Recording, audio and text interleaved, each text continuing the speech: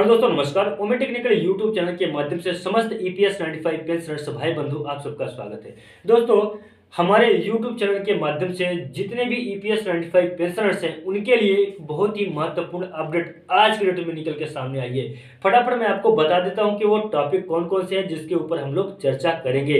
तो आपको मालूम होगा बजट अभी तैयार होने वाला है। बजट सत्र 2021-22 यानी कि जो 31 जनवरी से बजट सत्र तैयार होने वाला है उसमें ईपीएस 95 पेंशनर्स को जोड़ा गया है या नहीं, जोड़ा जाएगा या नहीं, और ईपीएस 95 पेंशनर्स को उस बजट के हिसाब से कितने पेंशन मिलेगी इसके ऊपर हम लोग चर्चा करेंगे। साथ ही साथ 31 जनवरी से जो आपका बजट सत्र तैयार होने वाला है और 4 मार्च तक जो तो लोकसभा और राज्यसभा में बैठक होने वाली है, सुनवाई होने वाली है, वो बात करेंगे। साथ साथ एमपी से मिलने से संबंधित जो एनएसी के राष्ट्रीय अध्यक्ष माननीय अशोक रावत जी जो कमांडर साहब ने एक घोषणा किया है उसके ऊपर भी हम लोग चर्चा करेंगे। साथ ही साथ सीनियर सिटीजन जो धरना प्रदर्शन कर रहे हैं, आंदोलन कर रहे हैं, उसके ऊपर भी हम लोग चर्चा करेंगे। तो रेल राज्य मंत्री हैं उन्हें भी ज्ञापन सौंपा गया है ईपीएस 95 पेंशनर्स की पेंशन में वृद्धि को लेकर हम लोग उसके ऊपर भी जानकारी आज जानेंगे क्या क्या बातें हैं। वरिष्ठ नागरिकों को है इस बजट से उम्मीद, इसके ऊपर भी हम लोग चर्चा करेंगे। तो ये फटाफट से बहुत सारे जो टॉपिक्स हैं इन टॉपिकों के ऊपर हम लोग फटाफट से चर्चा कर लेंगे।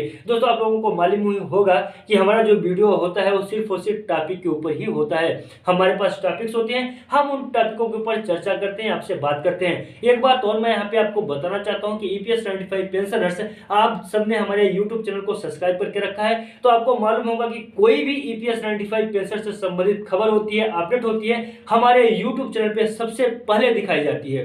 कोई भी ऐसी खबर और अपडेट नहीं है जो ईपीएस 95 पेंशनर्स के लिए हो और हमारे यूट्यूब चैनल पे दिखाई ना गई हो। तो सबसे पहले दिखाई जाती है और सबसे आसान भाषा में दिखाई जाती है। आपको सबसे आसान भाषा में बताया जाता है, समझाया जाता है, ताकि आपको मतलब जो है सही जानकारी है वो सही जानकारी आप तक पहुंच जाए, आपको भटकाया ना जाए, आपको भ्रमित न किया जाए। इसलिए मैं यूट्यूब चैनल के माध्यम से समस्त ईपीएस 95 पेंशनर्स के लिए न्यूज बनाता हूं, खबर बनाता हूं और आप लोगों को सही समय पे और सही जानकारी आसान भाषा में, सरल भाषा में पहुंचाता हूं। यह हमारी जिम्मेदारी होती है। तो आपकी भी यह जिम्मेदारी होती है कि आप भी हमें प्रमोट करें, आप भी हमारे YouTube चैनल को सब्सक्राइब करें, वीडियो को शेयर करें। यह आपका छोटा भाई, आपका बेटा होने के नाते मैं आपसे गुजारिश करता हूं, रिक्वेस्ट करता हूं, यह हमारा आपसे विनती है, निवेदन है। तो दोस्तों समय न गंवाते हुए फटाफट मैं अपने वीडियो को शुरू करता हूं। वीडियो को शुरू करने से पहले आपसे रिक्वेस्ट है कि अगर अभी तक आपने हमारे YouTube चैनल को सब्सक्राइब नहीं किया है तो प्लीज चैनल को सब्सक्राइब कर लें। तो चलिए दोस्तों सबसे पहले बजट के ऊपर हम लोग बात करेंगे। तो जो बजट हमारा इस बार सत्र 2021-22 का बजट तैयार होने वाला है वह 31 जनवरी से तैयार होगा। 31 जनवरी से लेकर 4 मार्च के भीतर बजट हमारा तैयार होगा।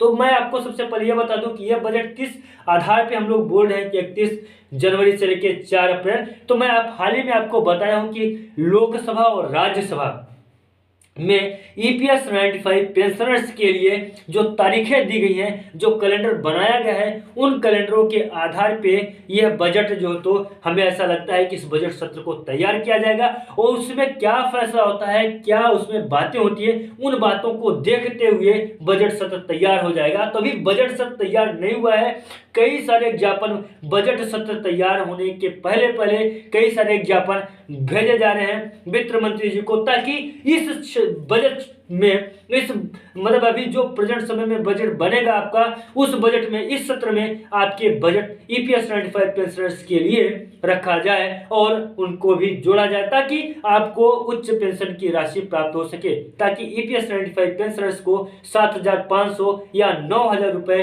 की बढ़ी हुई पेंशन की राशि प्राप्त हो सके। आपके भी लिए बजट तैयार किया जाए। तो ऐसा उम्मीद है कि जो 31 जनवरी से 4 मार्च के बीच में राज्यसभा और लोकसभा में कैलेंडर बांटे गए हैं, कैलेंडर बढ़ चुका है, कैलेंडर तैयार है, उन कैलेंडरों के माध्यम से ईपीएस 95 पेंशनर्स की सुनवाई होगी और सुनवाई के ही तहत आप लोगों के बजट में आप लोगों का नाम आएगा और आप लोग का बजट बनेगा ताकि आप लोगों को बढ़ी हुई उच्च पेंशन की राशि प्राप्त। धरना प्रदर्शन जारी है, क्रमिक अनशन जारी है, 1100 से ज्यादा दिन हो गए हैं फिर भी जारी है। इसके अतिरिक्त भी कई सारी जगहों पे धरना प्रदर्शन भी हो रहे हैं। धरना प्रदर्शन का मतलब यह है कि अपनी मांगों को पूरी करवाने के लिए लोग अनशन पर बैठे हुए हैं। लेकिन माननीय अशोक रावत जी का यह कहना है कि 15 फरवरी के बाद उपवास धरना प्रदर्शन होगा। मेरे द्वारा या एनएससी के टीम के द्वारा उपवास धरना प्रदर्शन किया जाएगा, जिसमें अन्न जल को त्याग के धरना धरने के लिए बैठ जाएंगे। या क्या आगे की रणनीति है वो भी मैं आपको बताऊंगा। ये भी क्लियर नहीं हो पाया है कि धरना प्रदर्शन किस प्रकार का होगा, लेकिन यह है कि 15 तारीख से आंदोलन धरना प्रदर्शन करने की तैयारी में एनएससी की टीम लगी हुई है। तो दोस्तों, इसी प्रकार का जो खबर हमारे यूट्यूब चैनल के माध्यम से आप लोगों तक पहुंचाया जाता है, बिल्कुल जेन्युइन और सत्य होता है।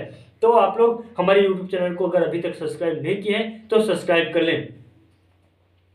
आगे का खबर है एनएससी की तरफ से बहुत ही महत्वपूर्ण एक अपडेट है कि एमपी से मिलने के लिए, देखिए अभी मैंने आपको बताया था कि एनएससी के जो राष्ट्रीय अध्यक्ष माननीय अशोक रावत जी हैं, उनके द्वारा एक गोष्ठी आयोजन एक भाषण में अपने यह बोला गया है कि समस्त एनएससी के जो कार्यकर्ता है वो तो मिल ही रहे हैं, साथ ही साथ में ईपीएस 95 पेंशनर्स अपने क्षेत्र के एमपी से खुद जाके मिले, उन्हें ज्ञापन सौंपे कि ईपीएस 95 पेंशनर्स की जो पेंशन है वो काफी कम है और आ रही समस्याओं को किस प्रकार से आ रही समस्याओं से लड़ा जाए, तो आप हमें ईपीएस 95 पेंशनर्स को उच्च पेंशन की राशि प्रदान करें। इस प्रकार का ज्ञापन जो तो सौंपा जा रहा है। जो रेल राज्य मंत्री हैं उन्हें भी ज्ञापन सौंपा गया है। हालांकि मैं आपको पहले भी बता चुका हूं कि रेल राज्य मंत्री जी को ज्ञापन सौंप के ईपीएस 95 पेंशनर्स को आ रही दैनिक समस्याएं, जो हमेशा उनको समस्याएं आ रही हैं, उन समस्याओं से अवगत कराया गया है। और साथ ही साथ ईपीएस 95 पेंशनर्स की पेंशन में वृद्धि को लेकर बहुत अहम बातें लिखी गई हैं, जो रेल राज्य मंत्री से यह उम्मीद लगाई जा रही है कि ईपीएस 95 पेंशनर्स की पेंशन में वृद्धि होगी।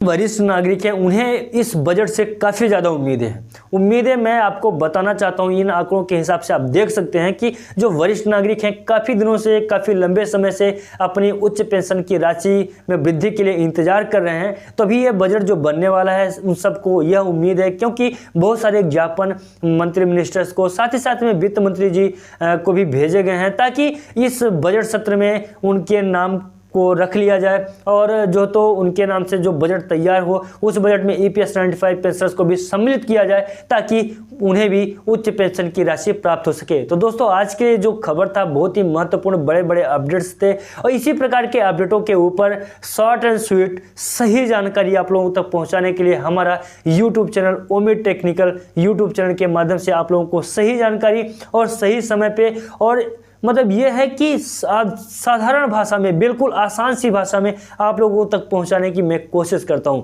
तो आप लोगों से रिक्वेस्ट है, उम्मीद है कि अगर अभी तक आपने हमारे YouTube चैनल को सब्सक्राइब नहीं किया है तो आप हमारे YouTube चैनल को सब्सक्राइब कर लें। अब दोस्तों, आप लोग ये सोच रहे होंगे कि मैं आप लोगों से ये क्यों बोलता हूँ कि आप हमारे YouTube चैनल को सब्सक्राइब कर लें।